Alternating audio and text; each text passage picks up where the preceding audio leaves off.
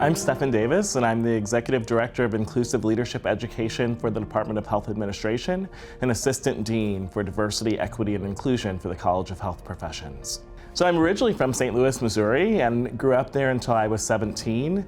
Before I moved to New York to study jazz performance, I play saxophone and write music, and I still continue to do that, even though I ended up pursuing a career in healthcare leadership and subsequently transitioned to academia. When I first moved to New York, it was to study jazz performance at New School University, and really enjoyed my time there. But when I got exposed to so many issues, around social justice and inequity, I really decided that I wanted to make more of a difference in improving health and also alleviating suffering.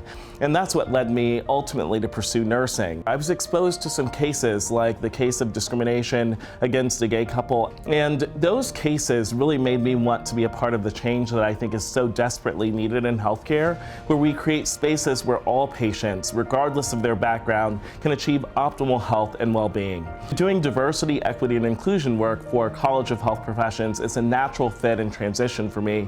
And when I learned about the commitment of both the university and the college to DEI, I felt like this was the place for me to come.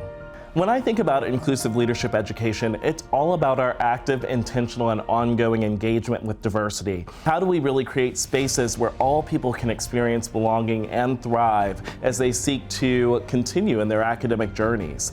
I also want to place particular emphasis on really investing in people who are from historically underrepresented and excluded backgrounds, and really helping them in navigating systems and institutions that weren't necessarily created with us in mind.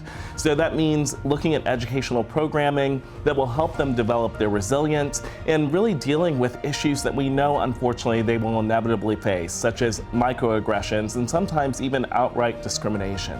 One of the things that I'm really excited about being engaged in is really advancing the Dean's vision for creating more diversity when we look at faculty representation. It's so critical that we think of this as a lifelong journey, that we're always thinking about how we can improve, how we can get better, how we can more effectively engage with people who may not look like us or share our lived experiences, and really understanding our own diversity stories and the ways in which we might have privilege and can lend that privilege to others, as well as the experiences that we might have as a result of being part of a marginalized population.